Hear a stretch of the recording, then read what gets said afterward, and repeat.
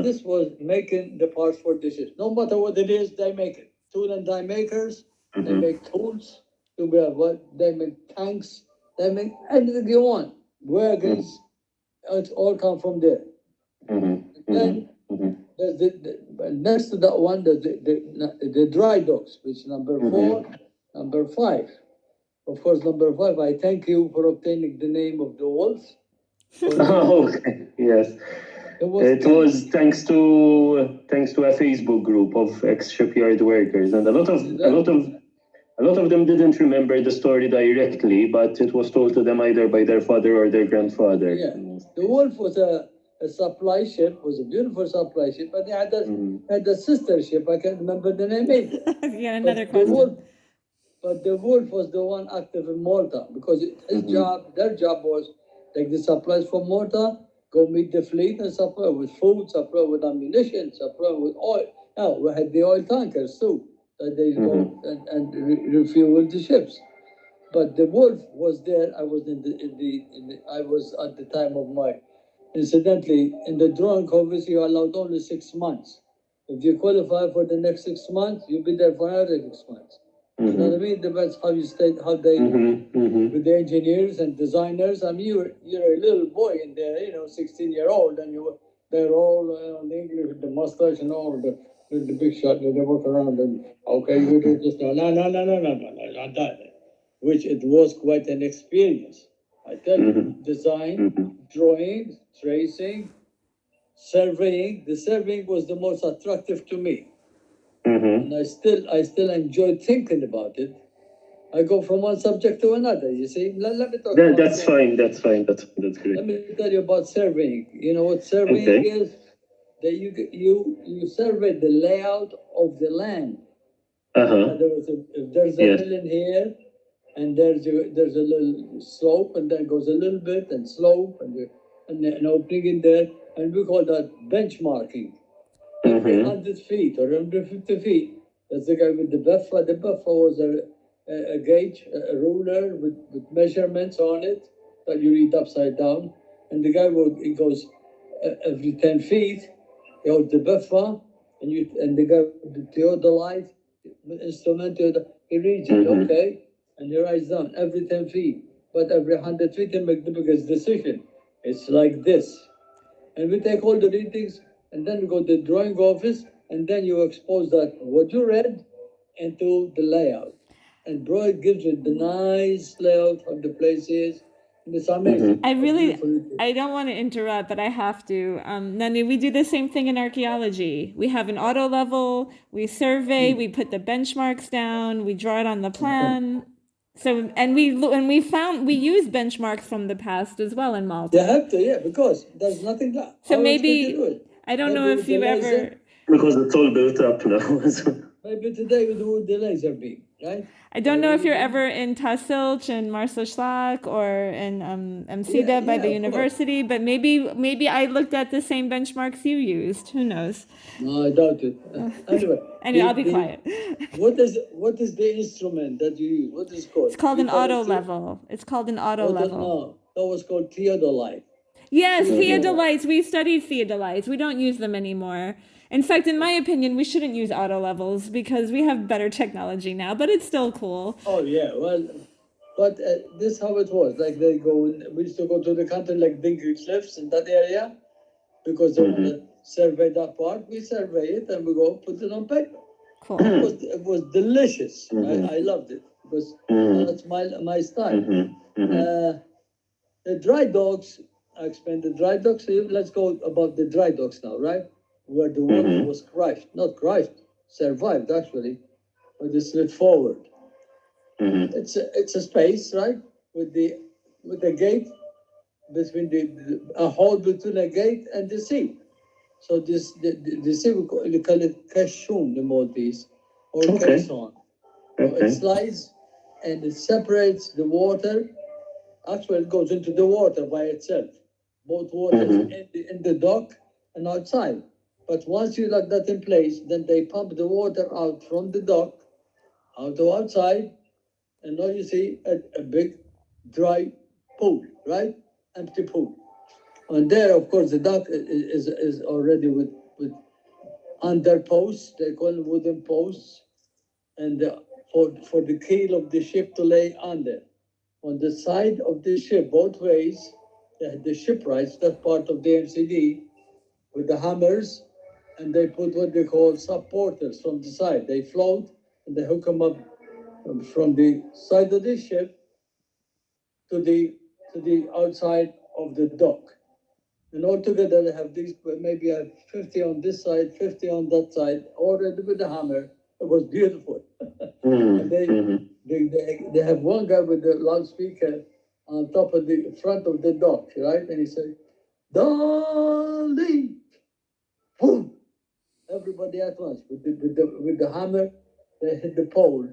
What would be the cry? What would he say? What would he be saying? He said, "Dali, Dali." I don't know what it meant, but they say Dali. Okay. And again, the idea was, let me give you an idea, because I talk better with a pencil sometimes. Where is it? Do I have a pencil here? What the heck? No, I don't. Anyway. You can get one. This is this. Huh? You can go get one if you want. Well, no, look, I'm going to give you a very better example. Okay? This is a section of a ship. See? A section of a ship, right? Mm-hmm. All right, now, when this ship enters the dock, okay, and they empty the water, before they empty the water, they put support joints from here to the side of the ship. From here, the side of the ship to the, and then they have these guys with the dowels and wedges to put at the end of each pole, and they hammer them to tighten the ship in place. And they said, "Darling," every boom, one hot sound, "Darling," boom, until the ship rests in place and it's nice and tight. What happened to the wolf? Apparently, either some of these dollies, some of these supporters went away, or the bottom part of the post that the ship rests on, like my fingers, the ship rests on them, gave way. And that ship split forward. Forward and hit the end of the dock. That's what stopped it. And I think she told you the story about the guy that got hurt in there. And Yes. Like to fill it up, and it's a bad scene. Anyway, but that, what they call cashoon, that slides over to close, separate the water from the dry dock, that was also a bridge that we could not cross from one side to another unless that thing was hooked up with the dock. If it's empty, you can't walk. So every dock had the cashoon to go in it.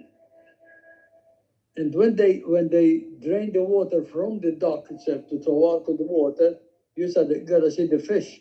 The fish that they find themselves out of the water, popping around, jumping. And they're going to have a feast, take it home.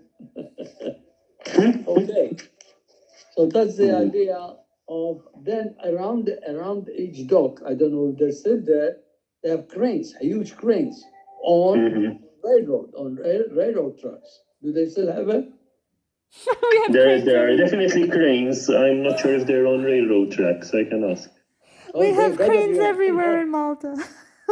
Yes, cranes. These days you have cranes everywhere in Malta. We have more cranes than trees in Malta. Yeah, but not those kind of cranes. These were huge cranes. We have huge cranes.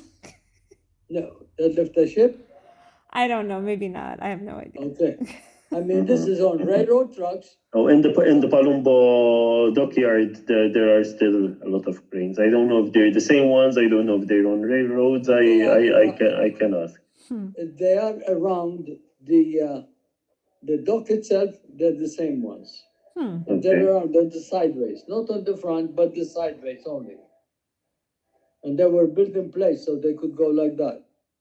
And that is to load heavy stuff, engines, or whatever is needed. Guns, change the guns, everything. We do everything in there. Okay?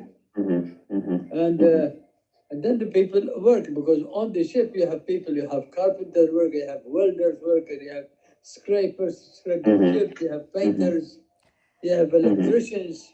And this, when the ship goes for a rehaul, they rehaul it all right. Did you also have a lot of from what I heard, there was also quite a vibrant cultural scene. There were theater groups, there were cinemas, and in the naval yard, no. In the dockyard, especially in Costa Rica, did you ever hear of the stage commandos? No. Oh yeah, they were a theater group. Of course. Okay, yes, I've heard of them. Did you ever hear of Johnny Catania? Yes. I don't know much about him, but I've heard of him. Did you ever hear of Charlie Clues? Yes, of course, Charlie Clues. Unbelievable. And Francis Cicluna. La Verla, Laurie La Ferla. It was good. Manuel Tabone. These were all. This created the situation, okay? So, because you don't know. Because we had one time a good commodore, and he wanted to have some kind of entertainment in the yard during lunch hour. When you sit for lunch, instead you eat, have an area where you could watch and watch something like it, something. So they created the stage commandos, and they were unbelievable. They were truly genuine actors, genuine comedians that they wrote on the spot. Even talking to them, they turned everything to a comedy. That's how they were. And they lasted for as long as there was a motor, they were still there. I was lucky enough that in the show we put here in America with the Maltese, Needy in Hamoon, we had Johnny Catania. Johnny Catania was with us. He came on the stage with us, the Maltese. And he died in Canada. Johnny Catania died in Canada. Did you ever hear of Teresa Bellizzi? No, I haven't actually. She was a fantastic singer, but she was a bit up in the air. Up in the air. She was like in what sense? I'm the queen, you know what I mean? I'm the queen, don't tell me what to do. Okay. But my brother Charlie says, you do it as I say, not as you want, or else you don't do it. My brother Charlie was another one. She was singing part of an opera, Turandot or something, that's the name of the opera. And Wait. she did it one way, and my brother said, no. I'm sorry. I have to interrupt. Huh? Uncle Charlie was part of the stage commandos, or no. He was overseas yet. But Charlie, when she came to this country on our show, Teresa Midjani, we were rehearsing, and she was rehearsing this part, and he said, that's not the way to do it. You talking about the one in Astoria, the big show in Astoria? Yes. Okay. So Uncle Charlie wasn't part of the Cospicua Dockyard Entertainment. That was in New York. No, that were in Germany. They lasted, and I was lucky enough that they were one section of the state commandos were in Birkirkara, and I was a refugee in Birkirkara. And there was a fellow, I think I told you about it, and I played around with him. He was ugly. I mean, like a monkey. I hate to say this. He was this small. But when he played the violin, boy, your heart goes out in your mouth. Yeah. He was from Vittoriosa. I still play some of his music. Oh yeah, I still do.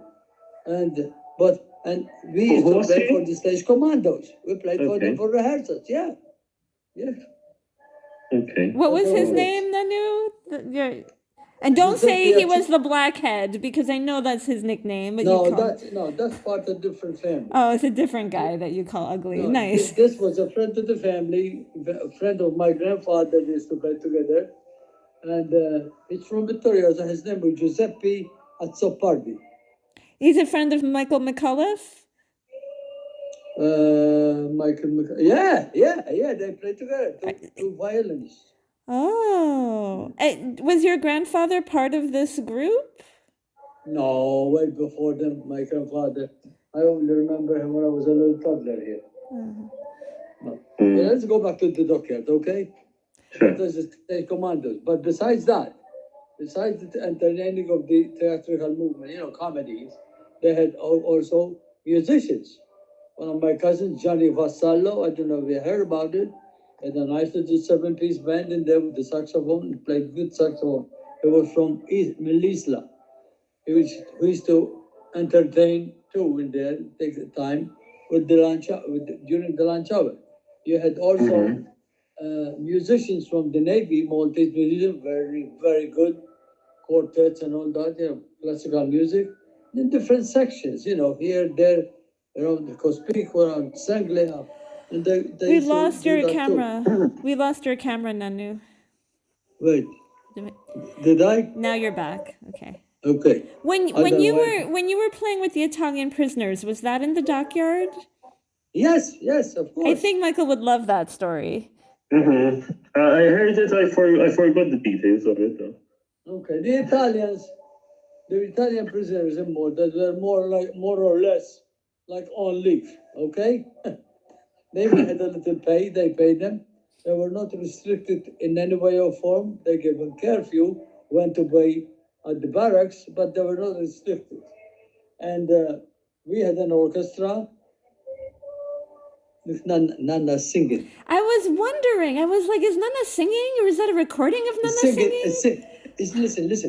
Is singing Hello What I May You. Michael, Hello What I May You. You know. I do. Yes.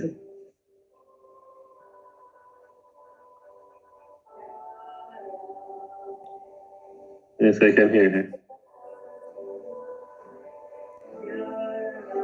Hello What I May You, Lontana Maria. Remember? Yes. By arrangements, of course. Speaking of that, I want you to send me your address so I could send you some CDs. I made you a couple of copies. I sent you. And you're gonna love them and watch them and everything else. You will. Once I find a CD player and drive in Malta. Let's go back. Go back to the Italian prisoners. So they were free. They were not restricted. Yeah. Okay. And they had them working in the yard with us, as helpers. Mixing the mortar, do this. Some of them, they could teach us a few things too, because they were good people. Anyway, and because we were apprentices at the age maybe 17, 16, and we had to keep an eye on them that they do the job, what they were told to do. They never gave us a hard time. They were one of us. They called my mother Mom, Mama, And I was in charge of, I don't know how many, I think 15 of them. I was in charge of them. My section was to take care, see what they're doing, see if they're doing it right. That was it. We had German prisoners. They were polka dot clothes, so they can escape any place. They were restricted. They couldn't go any place. They're good technicians. They had to have somebody next to them working to put them to work. They used to be sewn dressers. Unbelievable. I saw one of them made a regular rifle out of the rocks itself, of the Miljabel. Beautiful, with the cylinders and everything. Okay, that's enough for that.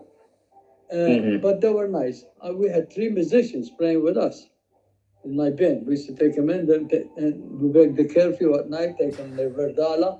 Verdala was their station. Yes, Verdala, where the school is. Yeah, of course. Okay. And and they used to climb the wall. They had friends up there, throw the rope down there to climb it. And they used to be behind 10 o'clock, after 10 o'clock, because they had to be there by 10 o'clock. But they played good trombone, good trumpet. They were good.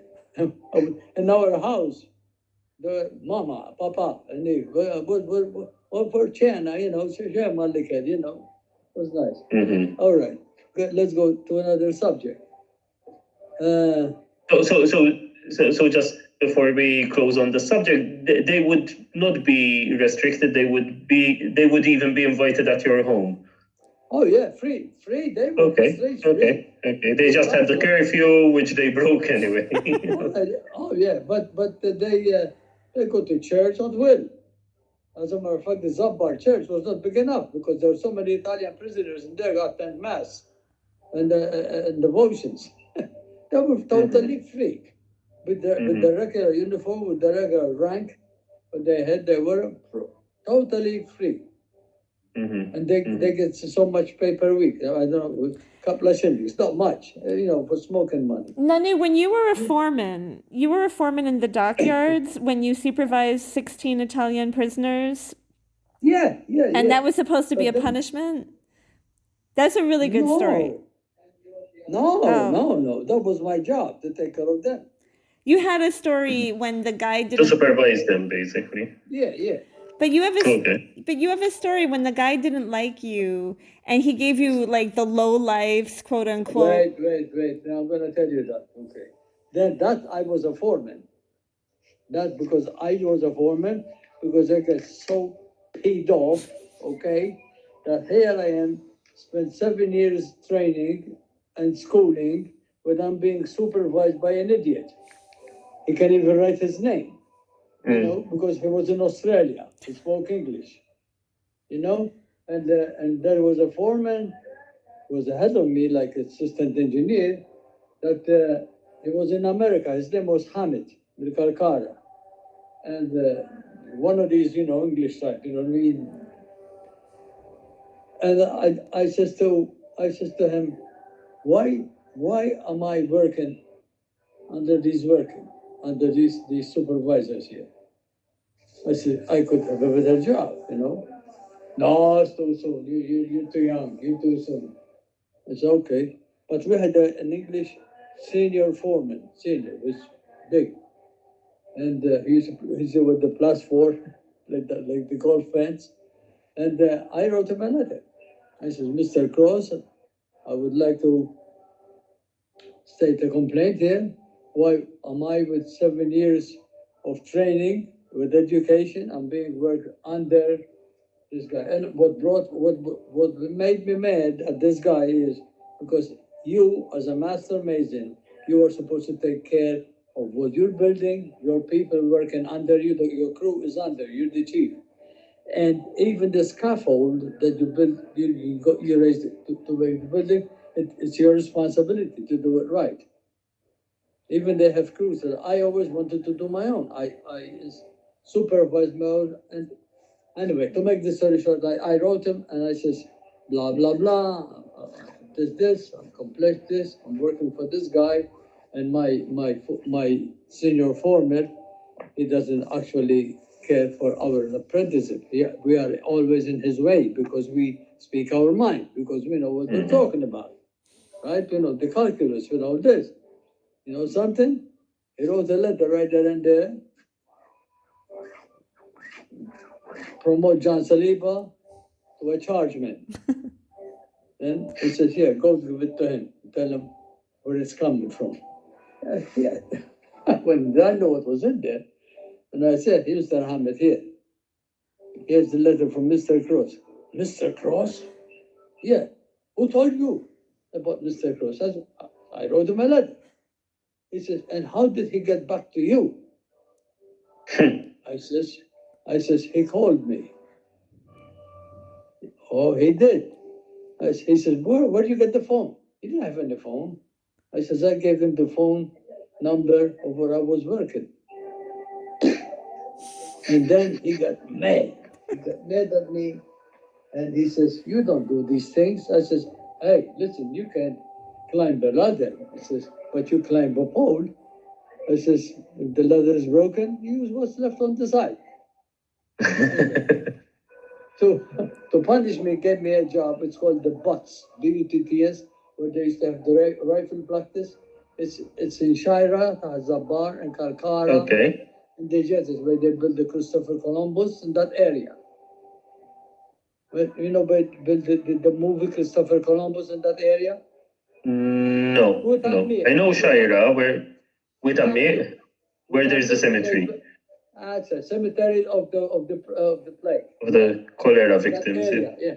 So there's bats in there, areas where they shoot target practice with the guns, with everything. And they gave me the worst 15 people, the worst he had. Tough guys, as my crew. And nobody with any experience whatsoever. And my job is to go to this area, repair all this, repair walls, practice walls, no big deal, no architecture, just a wall like that, and no water, no drinking water, no nothing. It was an uninhabited place. Anyway, and it came the time, you gotta finish the job by November so and so. Give me the date. Okay, we'll try. So I went in there, we went with the crew, and we're in the desert. Nothing in there. So the first thing I says, who's the best cook in here? And one of them, which he sent as a spy, he sent to us as a spy, you see, to spy on us, what we do. He says to me, he said, I am. He said, I'm a good cook, John. Okay, I said, your job is taking care of the food for everybody. We make a collection every week here, go buy the food, you cook it, and give us a good dinner. Okay, and he did a beautiful job. However, somebody complained that I should have to be the first one to eat, not anybody else. But I said, forget that baloney. We're here to eat together, we're gonna live together. Again, to get, because you go use psychology, I wanna gain the trust of these people. I was the youngest, right? These are all men. I said, now with this job, we're in the heat here, there's no shelter at all. So you work an hour and you go to the beach 1 hour. Right? The beach was there. Go take a dip, cool off, and that went beautiful. And everybody was working with the teamwork, everything there, blah, blah, blah. And it worked beautiful. The food was good. But when he came in there, the foreman, they have to supply us with drinking water on the wagon, and they rolled it on the truck and they rolled there. And one time, this foreman, Mr. Hamid, came in there, it was so hot and he's in his short, he tried to check on us, he says, all right, give me a glass of water. I says, oh, no, no, you don't take any water from here. What do you mean I don't take any water from here? I said, you don't take any water from here. This water is for us in this uninhabited area. That's precious water for us. You have a car. You go wherever you want, travel, and you take the water. He said, you deny me a glass of water? I said, yes, I do, because you denied us the comfort of working in a decent place. Right? And he did not drink. He got mad. He never came back there anymore. To make the story short, we finished the job not in November, but in September. That's how good they worked. We worked together. We rode the bicycles. We go by the van. That's all. It was great. Prosit. Yeah. Well, I was always a good diplomat with the people because, like I said, there's no, I don't go for nonsense. Nannu, your camera's off again. Why? It went off by itself. I didn't touch it. Maybe you can move the angle because we only see it over your nose. Okay. Because you have Christmas. You still have your Christmas tablecloth. I said have the Christmas lights. Really? I got no time. Whatever I do, everything is to do in a hurry. What time? How long are you gonna be there? And what you did this morning to me, forget about it. Anyway, give me more questions. Give me something I can think of. I mean, I don't want to take too much of your time, so. No, you're not taking them. As long as you stay quiet, I stay here forever. He's happy to do this. This is reminiscing. This is reminiscing for me. Okay. What are your happiest memories about this time? Well, my happiest one, I was young. I met my wife at 17. Okay. So I had something to look forward to. She was the only woman in my life. I'm not ashamed to say it. I enjoyed what I was learning. I enjoyed very much my instructors because you have to have an instructor with you for the first 4 years. You're not on your own. You have to have constantly an instructor teaching you what to do. And I happen to have 2 good ones. One from Hazabuj, Peter Mifsud, and one from Hazabar, Fredo Muscat. Very fantastic workers. I learned a lot from them, and their personalities and the food. I had good sports. When I went to school, I was very good too. I'm not ashamed to say it, because I took interest, you know. If you take interest in what you're doing, then you have nothing to worry about, you know. But the naval yard was an exception to me. I learned more from the naval yard or dockyard than any place else on earth, because everything was there. And if you don't know it, they ask and they tell you. There's one thing about Malta, and I'm proudly to say that there's no animosities from anybody. There's no jealousy. What they change It's a different world today, Nannu. I'm sorry. It's a different world today. I never met anybody who was jealous of me. Yeah.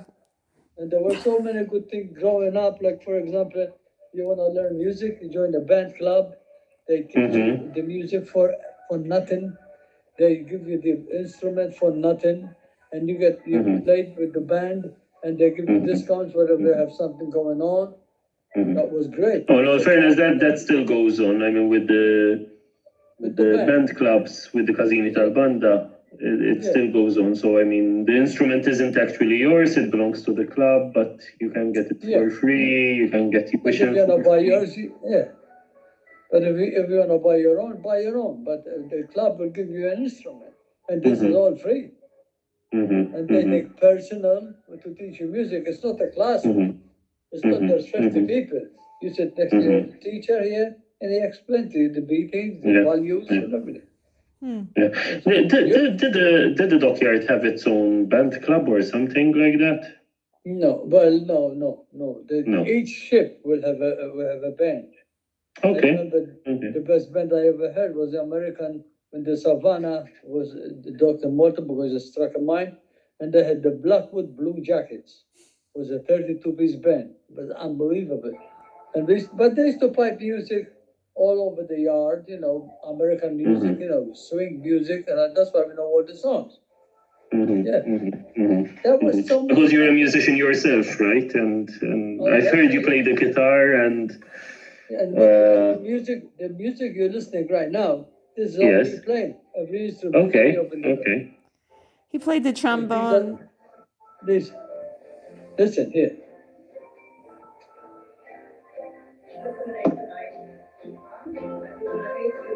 First mandolin, second mandolin, bass, guitar. And Nana, this is a babysitter for me to Nana. She goes to the beat. I play the drums, I play trombone slide, I play trombone cantabile. I used to. My trombone is over in the Paula's house. I gave it to her. Yeah. I used to play trombone, I used to love it. And one time, because of that, we had a fist fight with my brother Charlie. What? Because I used to play trombone, and I was very good at it, I must say. I loved it, because, and the president of the band, there's a statue of him as Zabbar, Dr. Ajus Muscat, by the church, facing the left side, by facing the church. On the left side of the church, there was a statue of him, a bust of Dr. Muscat. There's always a road named after him, Dr. Ajus Muscat. And he was the president of the band. And I used to suffer when I used to play trombone for some reason. Maybe I too hard. Maybe you have an ice cream as you play, you know. I used to suffer from the tonsils. Oh. And he says to me, John, I hate to tell you this. I know your caliber, but you can't play trombone anymore. Oh. I said, what do you mean I can't play trombone anymore? He said, because that's the cause of your tonsils. You have no problem with the tonsils, except they're being forced as you throw ta-ta-ta-ta-ta. So I went home. And in the meantime, my wife, we just first getting together. Because that's how she got me, playing the trombone, walks with me in the march. And he said, I was there, and I says to my brother Charlie, I says, you know something, I can play trombone anymore. Why? My brother Charlie was like a big insult, you know. I says, because He told me about. He says that's a caca made me excuse. He says you don't play trombone because she won't let you play trombone.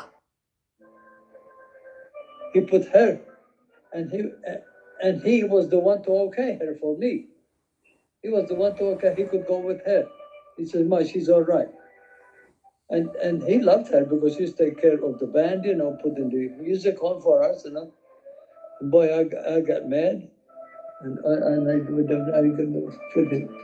I gave him a right hook. I was in the street, and I knocked him down, and he got on top of me. I knocked on top of him. My mother got on top of us, screaming, and my mother was strong.